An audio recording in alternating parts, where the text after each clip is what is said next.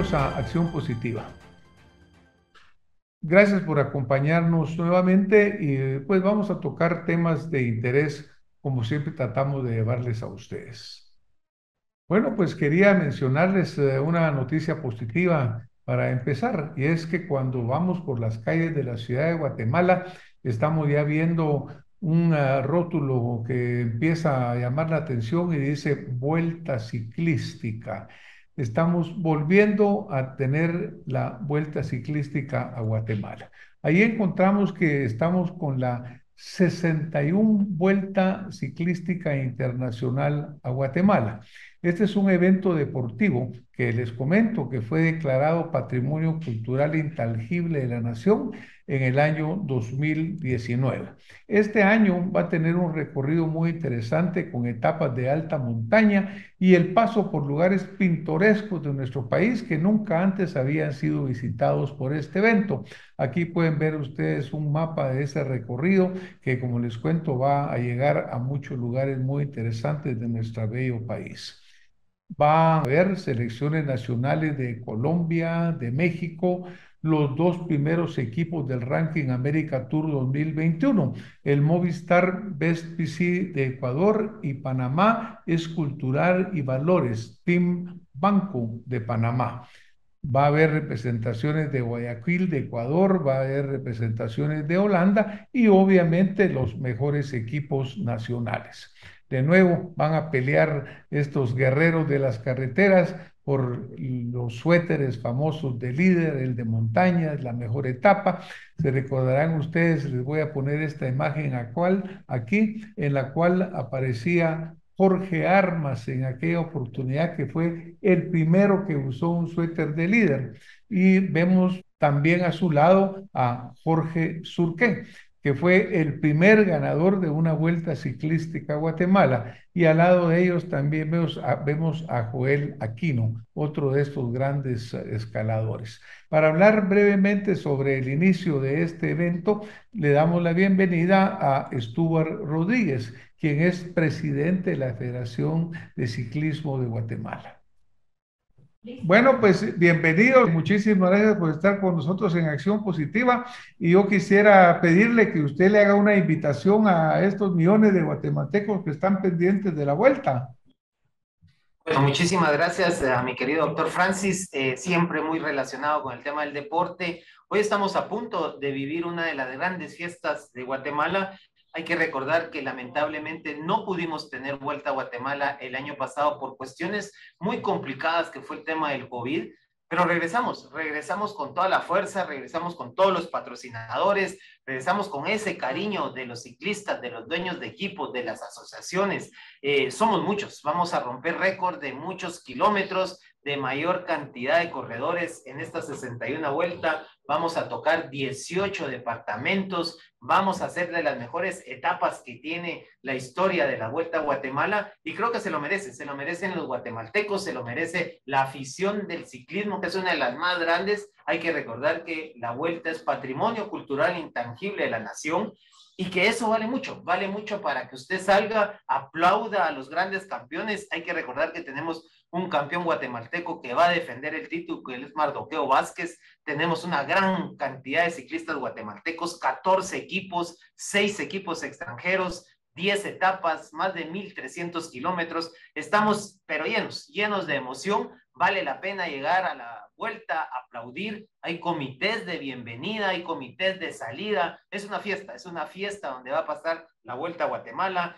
Sale la gente a aplaudir, salen con barriletes. La verdad es que qué alegre poder contarles a todos ustedes que salgan, que aplaudan donde va a llegar la vuelta, salgan, escuchen las noticias. Estamos en todos los medios y la verdad es que muy emocionados porque la Vuelta a Guatemala es de las mejores vueltas de América, es una de las mejores vueltas, mejor organizadas, con mayor tipo de patrocinadores, con mayores competidores, y creo que todo está servido para que a partir de ahora, de estas fechas, se gocen en todos los departamentos, se gocen, y lo más importante es que podamos como federación dar a conocer la belleza de Guatemala. Eso es importantísimo para nosotros. Vamos a llegar a esos rincones, vamos a llegar al lado de Panajachel, vamos a subirlo. La verdad es que nosotros como federación sentirnos orgullosos de poder demostrar que tenemos esa belleza de Guatemala y por supuesto tenemos un gran deporte y un gran ciclismo.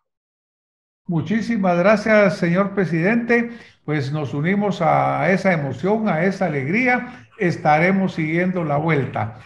Cuando termine el evento, nos dará mucho gusto que usted nos vuelva a acompañar y nos cuente lo que sucedió. Hoy le agradecemos habernos acompañado. Muchísimas gracias a usted. Una felicitación a todos los deportistas que van a estar entregando su esfuerzo a toda la organización del evento. Muchos éxitos, señor presidente. Muchísimas gracias, Francis. Un abrazo. Bueno, es satisfactorio ver un evento como la Vuelta Ciclística que busca la unidad y la armonía entre los guatemaltecos. Desafortunadamente, la realidad, lo que vemos pues prácticamente todos los días, es un país que vive enfrentado, que vive en conflicto. Todos los días de la semana o todas las semanas hay algún bloqueo, hay alguna amenaza de paro, hay alguna amenaza de afectar el tráfico o la circulación normal. Todos los días vemos que hay manifestantes en frente de instituciones. Es decir, prácticamente Guatemala es un país que podríamos decir que está viviendo en conflicto permanentemente. Y cuando nosotros hablamos de conflictos, obviamente son malos para el desarrollo de un país. Para hablar sobre esta temática, hemos invitado al licenciado Miguel Ángel Valcárcel, quien es un analista político con una gran experiencia en el tema. Le damos entonces la bienvenida al licenciado Miguel Ángel Valcárcel, quien, como dijimos, es un analista político, experto en cultura de paz, diálogo y negociación para las situaciones de conflictividad. Miguel Ángel, bienvenido a Acción Positiva. Un placer compartir con tu audiencia, etcétera, etcétera, y tocar un tema que es trascendente realmente, ¿verdad? Y que es parte de la concepción vital de lo que tiene que hacer un Estado y cómo esto se refleja directamente en la armonía, en la comprensión y en las relaciones de una sociedad. Gracias, Miguel Ángel. Tuvimos oportunidad de ver una presentación que tú nos enviaste en la cual la primera, el tema, y dice la conflictividad, sus orígenes y cómo evitarla, el caso Guatemala. Cuéntanos un poquito sobre ese título, Miguel Ángel, y cómo a partir de ahí elaboramos nuestra entrevista del día de hoy. Muy bien. Mira, lo primero que tenemos que tener conciencia, ¿sí?, es que el conflicto como tal, no la conflictividad, sino el conflicto, es inherente a la persona humana. Pero lo que no es la violencia. De manera que lo que se llama la historia natural del conflicto inicia realmente por la posibilidad de la satisfacción de las necesidades de una persona, de una familia, de una comunidad, de un Estado nacional, ¿sí? Entonces, ahí está, pero las necesidades dependen en esencia de los estados de conciencia. O sea, no se satisfacen igual, sino depende del estado de conciencia de una persona. Ahora, ¿qué pasa cuando se acumulan las necesidades y no se satisfacen? Entonces es cuando, como si ponemos el ejemplo que vamos subiendo unas gradas, se nos hace más complejo y eso se convierte en problemas, ¿sí?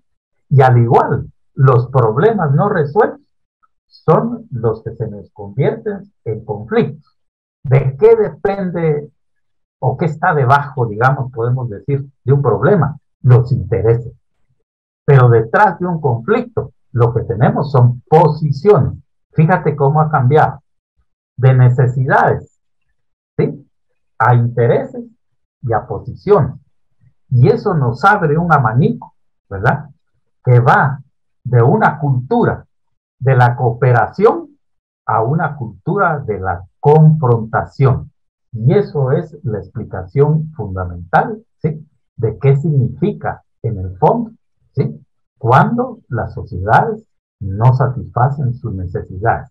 Recordando que hay niveles de satisfacción de las necesidades, desde las básicas hasta necesidades secundarias, terciarias y de otro tipo. Pues muchísimas gracias, Miguel Ángel. Cuando hablamos de la premisa de la conflictividad social en Guatemala y hablamos de el Estado, tú Sí, mencionas, el Estado es el mayor generador de conflictividad.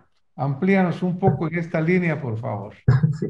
Mira, pues esta es una experiencia práctica, ¿sí? No es teoría, como lo primero que sí es de la historia natural del conflicto, ¿sí? Pero la experiencia, por eso le puse el caso de Guatemala, es que la debilidad institucional en atender las necesidades y los conflictos sociales, ¿sí?, por parte del Estado es lo que le ha desbordado también, ¿sí?, a sus instituciones, a sus capacidades, ¿sí? ¿Por qué? Porque nosotros tenemos una problemática acumulada que tiene dos vertientes. Hay una problemática de carácter estructural, ¿sí? Y si nosotros nos recordamos, en todo el conflicto armado interno, ¿sí? Y se determinó en el proceso de negociación la causalidad, cómo todas esas necesidades insatisfechas de todo tipo, sociales, económicas, políticas, etcétera, etcétera, había sido la causa del conflicto armado interno, ¿verdad? Y otros son ya no estructurales, sino tienen que ver con la coyuntura, ¿verdad? Y en la coyuntura nos brotan como que fueran hormigueros por todos lados la conflictividad. Entonces, por eso es que esa es como la conclusión. El Estado es un generador de conflictividad. Bueno, pues imagínate que realmente es preocupante porque volvemos a caer en alguna fórmula al ciclo de lo que es, digamos, la debilidad institucional. Cuando muchas veces se nos dice, Miguel Ángel, o cuando se habla que en realidad tenemos un Estado fallido, en el cual unos dicen que sí, otros dicen que no estamos en un Estado fallido, otros que estamos en el borde. Pero como tú mismo mencionas, esa debilidad institucional crónica y que realmente se va incrementando con los años es la que verdaderamente nos ha llevado probablemente a esa acumulación de conflictos, porque mira cuántos años pasan y no se resuelven, hay enfrentamientos armados, muere gente, por ejemplo, y el problema persiste. Pero, Miguel Ángel, ¿cuáles son esos ámbitos de la conflictividad social? Mira, fundamentalmente podemos marcar 6 grandes como bloques, ¿sí?, de la conflictividad. No los voy a designar, pero no significa que uno sea prioritario, etcétera, etcétera. Pero ¿qué tenemos nosotros realmente en eso? En primer lugar, los recursos naturales, ¿sí? El control sobre los recursos naturales, ¿sí? ¿Y qué tenemos ahí realmente como expresiones en la conflictividad? El uso del agua, los usos productivos de la tierra, los cultivos de exportación versus la seguridad alimentaria, los beneficios por la licencia de minerías e hidroeléctricas, ¿sí? Y también la sostenibilidad ambiental en términos de la salud de la población. Pero eso no se queda ahí. Es estructural absolutamente lo que nosotros tenemos de la conflictividad agraria, por ejemplo. Otro gran ámbito, ¿sí?, que es en el que en general se nota la mayor conflictividad. Acceso a la tierra, disputas sobre derechos de tierra, ocupaciones, desalojos, reocupaciones, ¿sí?, derechos históricos sobre la tierra también. Bueno, nosotros tenemos poblaciones originarias, poblaciones ancestrales, pueblos indígenas que fueron propietarios, inclusive que compraron, ¿verdad? Y que tienen cédulas reales, pero que después el Estado desconoció toda esa titulación, ¿me entiendes? Son cédulas reales otorgadas por los reyes de España, ¿sí? Y los vicios o los vacíos institucionales también que tenemos en materia agraria para enfrentar la conflictividad. Pero mira, es increíble, pero hasta el suministro de energía, para ponerlo de esa forma, ¿sí?, se ha vuelto una materia de conflictividad. Las tarifas del servicio de alumbrado público, por ejemplo, ¿verdad? Los famosos postes que mucha gente ni tiene luz en sus postes y le cobran en las tarifas, la oposición a pago del servicio de energía eléctrica, las interconexiones eléctricas, ¿verdad? La calidad del servicio y la atención a los usuarios es otra fuerza, ¿verdad? Y no se diga, históricamente, como otro gran componente, otra, los problemas limítrofes, ¿verdad? Ahí los tienes tú a la hora del día, Tajumulco, Ixihuán, etcétera, etcétera. Son los problemas limítrofes que han estado permanentemente ahí, ¿verdad? Estos son también de carácter internacional, ¿sí? Son intercomunitarios. Los límites también no están perfectamente definidos y son interdepartamentales. Y por supuesto, los límites mismos municipales. Entonces, ahí hay otra. Las políticas sociales son otras que generan conflictividad. ¿Eh? Ahí tienes tú una foto de una movilización que viene también del producto del enfrentamiento armado interno, ¿sí? Pero lo ves, en materia de salud, hay protestas en materia de educación, etcétera, etcétera. O sea, las mismas políticas sociales generan efectivamente conflictividad. Y la última, la sexta, son lo que tiene que ver, ¿sí?, con lo que es la seguridad, pero con apellido, ¿sí? La seguridad democrática, ¿verdad? Y ahí nosotros encontramos efectivamente, ¿sí?, una serie de elementos, ¿verdad? La debilidad de los órganos de seguridad y de justicia, el incremento afortunadamente se ha disminuido mucho, pero vivimos un periodo de mucho lineamiento, ¿sí?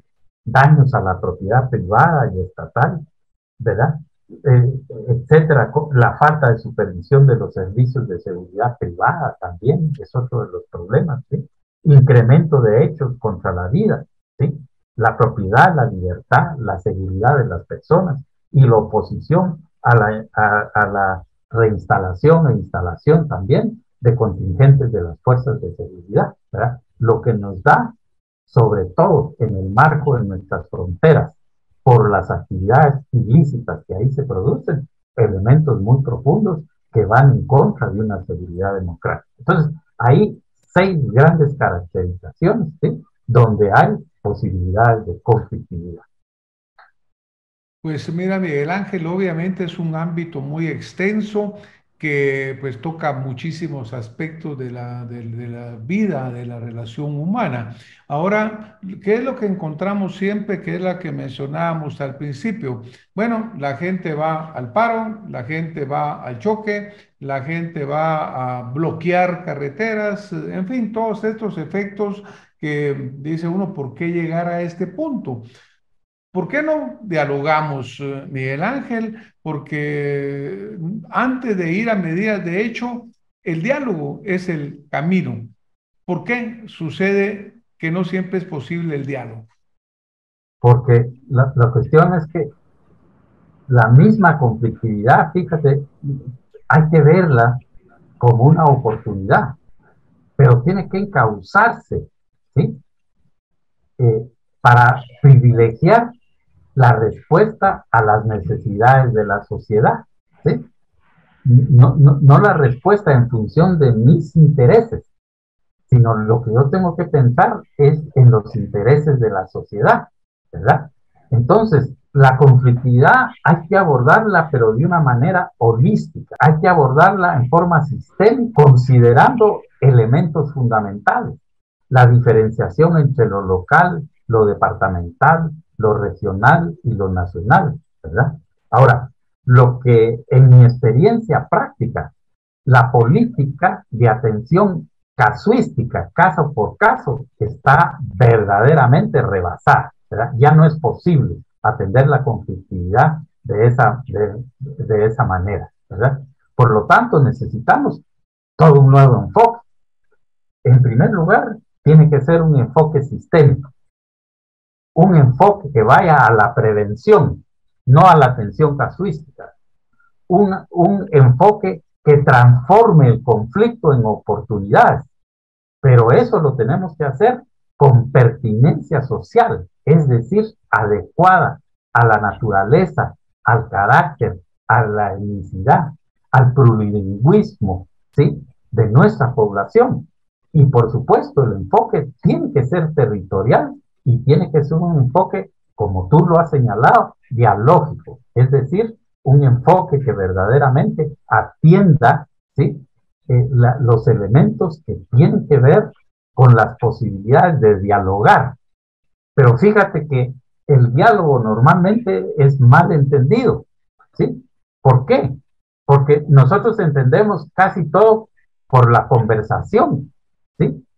Pero no, el diálogo es un proceso abierto, incluyente, pero en condiciones de igualdad. No el que tiene poder con el que no tiene, no el que tiene recursos económicos con el que no tiene, ¿sí? Porque ¿de qué se trata en el fondo?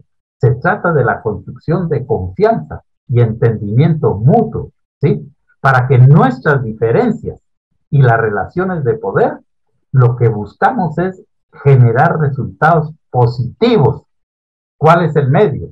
Es la conversación. Pero fíjate bien, resultados positivos, no simplemente estar conversando, sino tiene que traducirse directamente en respuestas a las necesidades. Ese es el gran reto, ¿sí? Generar respuesta concreta.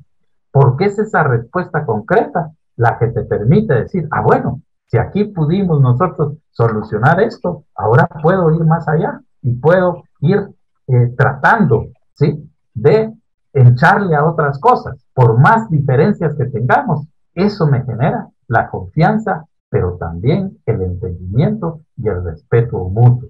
Necesitamos entonces una institucionalidad en quien confiar, ¿verdad? Esa es la clave realmente. Obviamente, cuando nosotros hablamos de estos conflictos acumulados, tú mencionaste en alguna parte la parte territorial, la falta de claridad de los límites. Hemos visto lo que ha pasado pues allá en el occidente, en Guatemala, que ha llevado a enfrentamientos lamentables, a fatalidades.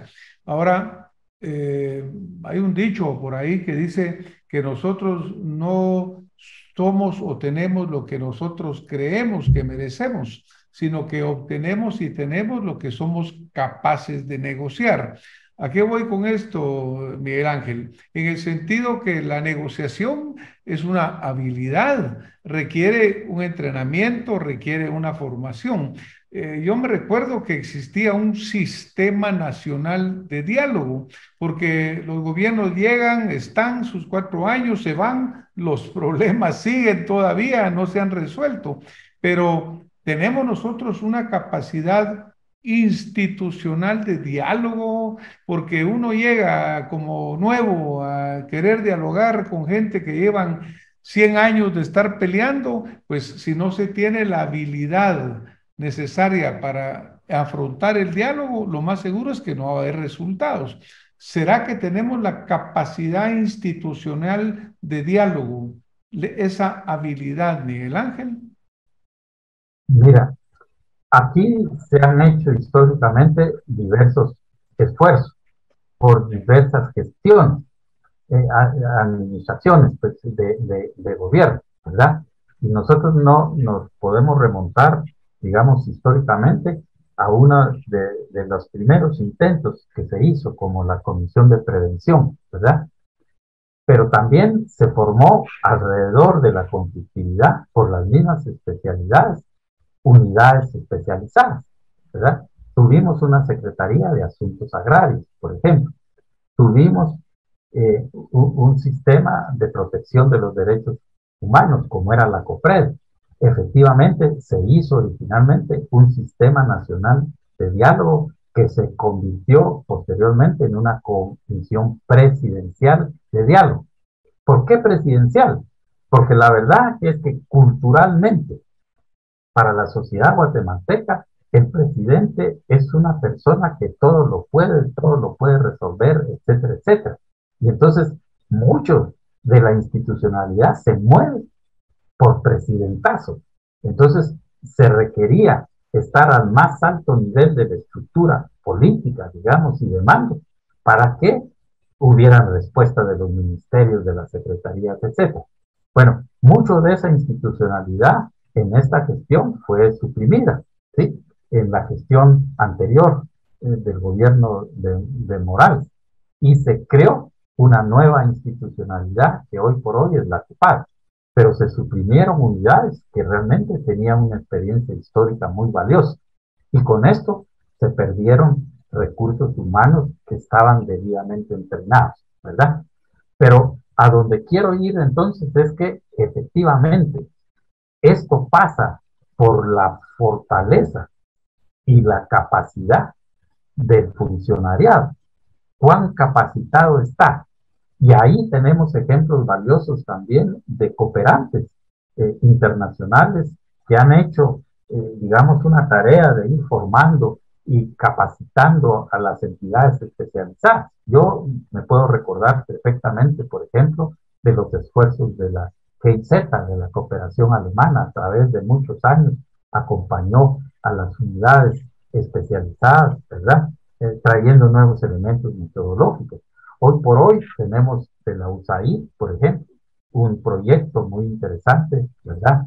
Que tiene que ver justamente con la paz y la resolución que el proyecto que se denomina Tejiendo Paz, que busca también fortalecer la institucionalidad pública y se han hecho ya políticas de atención de la conflictividad. O sea, el país no está en cero, ha ido evolucionando, pero yo sí te diría que lo que no está absolutamente claro es el enfoque de cómo enfrentamos la conflictividad social, ¿verdad?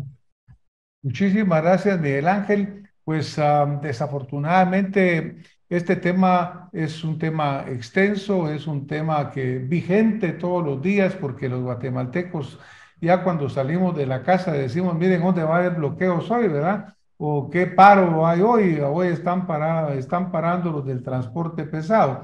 Miguel Ángel, en 30 segundos, ¿cuál sería la conclusión más importante o el mensaje que tú quisieras dejarle a nuestra audiencia esta noche? 30 segundos porque ya nos tenemos que ir, pero ¿cuál Muy bien. sería tu Mira, mensaje más importante? lo clave es tener claro, ¿sí?